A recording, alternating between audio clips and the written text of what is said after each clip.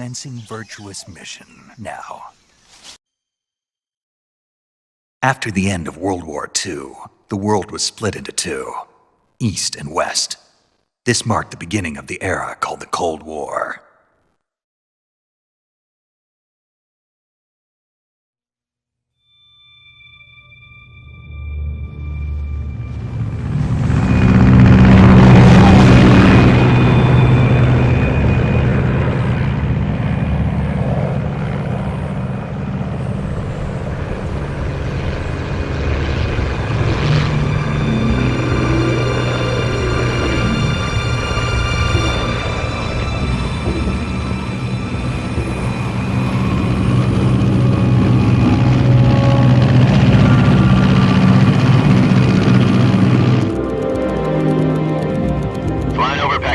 Altitude 30,000 feet. Approaching Soviet airspace. 20 minutes to drop off. Commencing internal depressurization. Equipment check. Arm main parachute. All right. You ready to go? Drop zone still showing a high pressure mass. Cav okay. Good. We've got high visibility.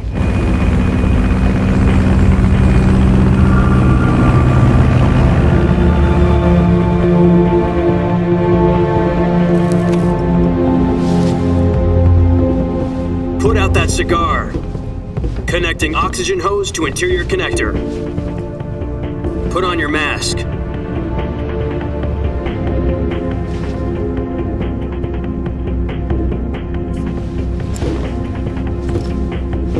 Does this panty waste know what he's doing? Approaching release point. 10 minutes to drop off. Hey, are you deaf? He said put out the cigar and put on your mask.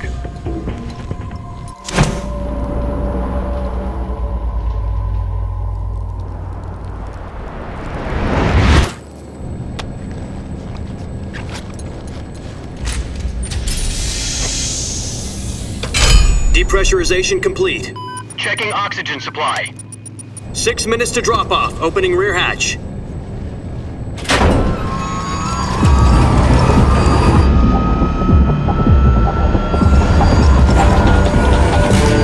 Sunrise.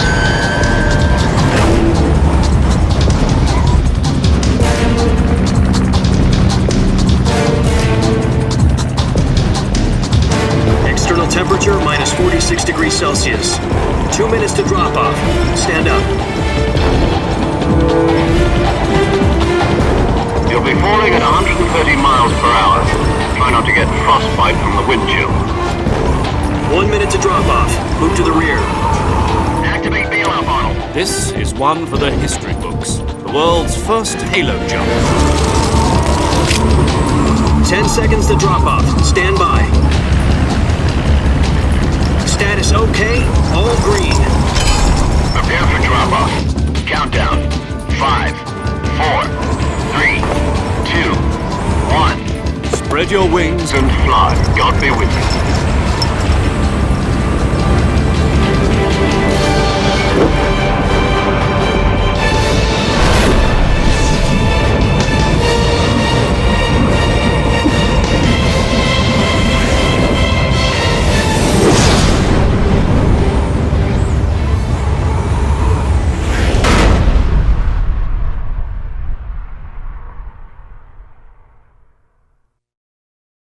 Jack, I've got some important news. The head of the CIA has finally given us the green light for the Virtuous mission. Virtual mission? No, the Virtuous mission. The future of our Fox unit depends on it. If it succeeds, we'll be officially organized into a unit. Virtuous mission? Sounds like some kind of initiation ritual. You know, don't get cocky. This isn't a training op. Right. So what exactly is this wonderful mission? Well, about 2 years ago, a certain Soviet scientist requested asylum in the West through one of our moles. His name is Nikolai Stepanovich Sokolov. He's head of the OKB-754 Design Bureau, one of the Soviets' top-secret weapon research facilities, and the East's foremost expert on weapons development. Sokolov? Isn't he that famous rocket scientist? The very same. On April the 12th, 1961, the Soviets achieved the first manned spaceflight in history. The Earth was blue, but there was no God. Well spoken. The rocket that carried Yuri Gagarin into orbit was the A-1, known as the Vostok rocket. Sokolov is said to be the man most responsible for the multi-engine cluster used in that rocket. After Gagarin's flight, Sokolov left rocket development to become the head of the newly established Design Bureau. From a lowly technician to head of a design bureau, that's quite a success story, so why do you want to defect? It seems he'd become afraid of his own creations. Afraid? Call it a crisis of conscience. And for that, he left his country and his family behind and went over the fence? Not exactly. One of his conditions was that his family was also to be taken safely to the west. We used a mole to get the family out first and succeeded in sneaking Sokolov over the Berlin Wall shortly afterwards. I was the one who conducted the operation. The security on the eastern side was still full of holes back then. Then what? We got Sokolov over in one piece, but the whole ordeal had left him exhausted, and we checked him into a hospital in West Berlin. It took him 2 weeks and more than 600 miles to get from the research facility in the Soviet Union to Berlin. He was in no condition to say anything coherent. And it was only a week later that we had something much bigger on our hands. The Cuban Missile Crisis. October the 16th, 1962, President Kennedy received word that the Soviets were in the process of deploying intermediate-range ballistic missiles in Cuba. The President demanded that the Soviets dismantle and remove the missiles. At the same time, he announced a naval blockade to prevent further missile shipments from reaching Cuba. But the Soviets didn't back down, instead placing their armed forces on secondary alert. Soviet transport ships carrying missiles continued on course towards Cuba. US and Soviet forces went on alert for an all-out nuclear war. Frantic negotiations were conducted through the UN's Emergency Security Council and unofficial channels to end the hair-trigger standoff. Finally, on October the 28th, the Soviet Union agreed to remove its missiles from Cuba. And so the world avoided a nuclear holocaust. But in order to get the Soviets to pull their missiles out, we had to make a deal. You mean the one where the US agreed to remove its IRBMs from Turkey? No. The Jupiter IRBMs deployed in Turkey were obsolete, and we were going to get rid of them anyway. They had no strategic value whatsoever to either the US or the Russians. The Turkey deal was a ruse, a cover story that was fed to the other intelligence agencies around the world. So what did the Russians really want? Sokolov. They wanted us to return Sokolov. You mean the Soviets pulled out of Cuba just to get their hands on Sokolov? That's right. What the hell was he working on? At the time, we had no idea. We were running out of time. It was either give up Sokolov or risk full-scale nuclear war. In the end, we had no choice. President Kennedy gave in to Khrushchev's demand. The next day, I got Sokolov out of the hospital, handing him over to agents on the eastern side. Sokolov kept on screaming, "Save me," until he disappeared from my sight. Then a month ago, we received some new information from one of our moles. About Sokolov? Yes. He was taken back to the research facility and forced to continue working on the weapon in question under KGB supervision. What's more, it's on the verge of completion. So what kind of weapon is it? Something to do with space rockets? No, missiles. Same technology. I guess you're right. We don't know the details, but it appears to be a new kind of nuclear device. For half a year now, the Soviets have been conducting frequent nuclear tests at Semipalatinsk. Something to do with the weapon, I assume. We're talking about a secret weapon so big that Khrushchev was ready to pull out of Cuba to get it back. Is Sokolov still in the facility? No. According to our intelligence, he's in Selinoyarsk, a place in the mountains about 3 miles to the west that's known as the Virgin Cliffs. The Virgin Cliffs. Nice name for a virtuous mission. They moved him there just recently. Why? Apparently, they're conducting a field test of the weapon, but it's our best chance to get him back. This mission would never have been possible if he was still in the research facility. This is our last chance. Sokolov must have known that too when he contacted us.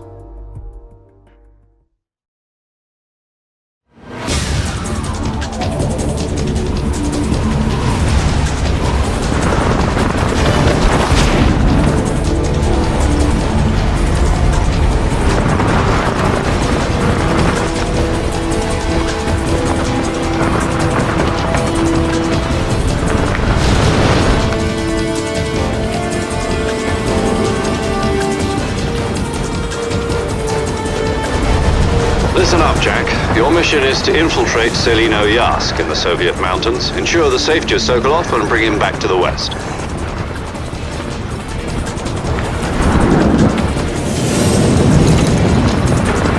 If we don't get Sokolov back before that weapon is complete, we'll be facing a major crisis. The clock is ticking.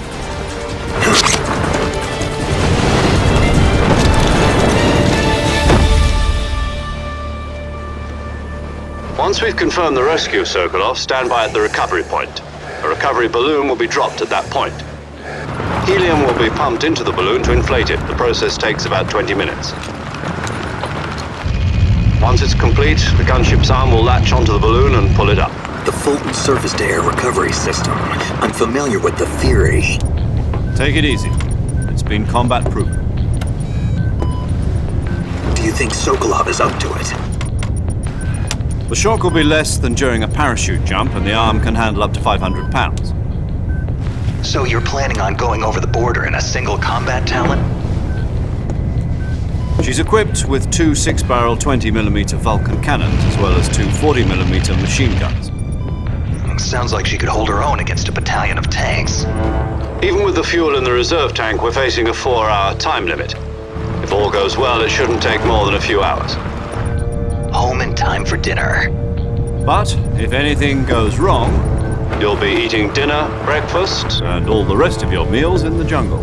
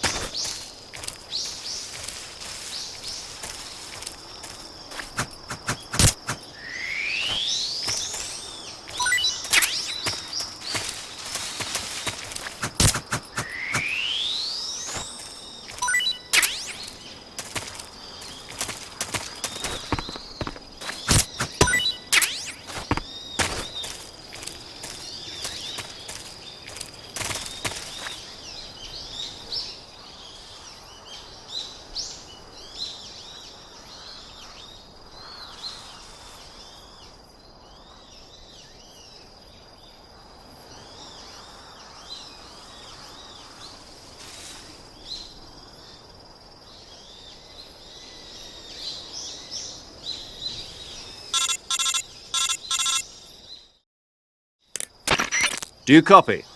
You're already in enemy territory, and somebody might be listening in. From here on out, we'll be using code names to refer to each other. Your code name for this mission will be Naked Snake. I'll be referring to you as Snake from now on. You're not to mention your real name. Snake? What, you don't like snakes? What do you mean? You've eaten one before, haven't you? In survival training. I'm glad to hear that. I don't know if I'd ever order one in a restaurant, but... Be careful, you might not have a choice. What about you, Major? What should I call you? Let's see. I'll be Tom. Call me Major Tom. Oh, and Snake? Yeah. The crew isn't watching anymore. You can take off the disguise now. Good idea. This isn't right. Time for the snake to shed his skin.